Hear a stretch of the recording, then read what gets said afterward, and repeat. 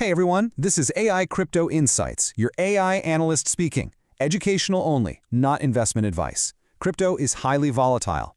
Today is December 14th, 2025. Let's catch the market news in just a few minutes. Okay, so let's just dive right in. The biggest story today, it's not coming from some random corner of the internet. Nope, it's coming straight from the heart of Wall Street and Washington. We're talking about the walls between traditional finance and crypto, and, well, they're starting to look a whole lot like Swiss cheese.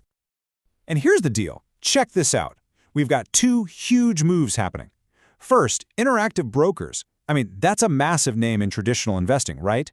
They're now letting some U.S. accounts deposit stablecoins directly. That's like paving a superhighway for cash to get into crypto. But honestly, the even bigger news might be this. The U.S. OCC just gave the green light to 5 crypto trust banks. And look at these names. We're talking about giants like Ripple, Paxos, and Fidelity Digital Assets. This isn't just a nod of approval. This is them laying the actual pipes for a potential flood of institutional money. So, with TradFi starting to open the gates, you'd think everyone would be on the same page, right? Well, not exactly. It's really setting up a classic Wall Street tug-of-war. On one side, you've got the old guard. Take this quote from a top exec at Vanguard. He's basically saying Bitcoin is, well, it's like collecting toys, a purely speculative asset. I mean, sure, he admits it might have some uses in unstable places, but the message is loud and clear. They still see it as a sideshow, not the main event. But then you flip the coin, and you have Coinbase Institutional looking at what the Fed is doing and calling it light QE. They see this liquidity injection as a major potential support for the crypto market. And this, right here, is the core debate. Is crypto just a collection of digital toys, like Vanguard says? Or is it a serious asset class that's now reacting to major moves from the Federal Reserve?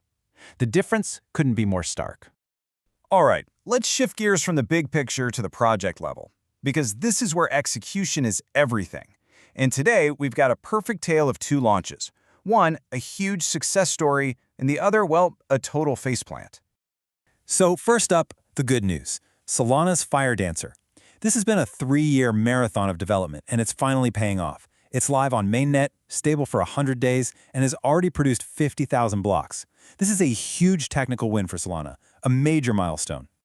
And then, we have the other side of that coin, the DeFi platform Almanac. Oof, they tried to do an airdrop, but it was just one disaster after another. System issues, DDoS attacks, the works. The result? The token price completely collapsed. We're talking an 80% drop in just 24 hours. A brutal lesson in why a smooth launch is everything. Meanwhile, speaking of keeping things clean, we've got to talk about what OKX did. They uncovered a pretty blatant price manipulation scheme involving the OM token. Multiple accounts were colluding to pump the price. But here's the important part.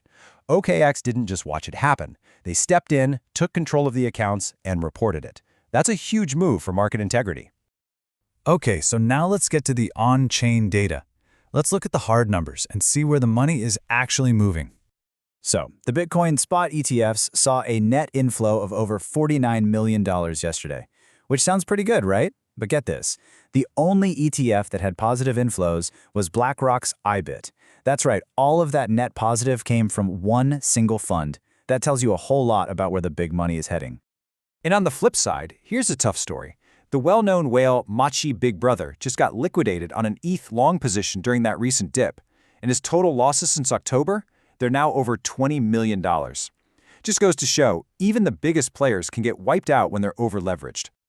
AI verdict. The market is sending some seriously mixed signals.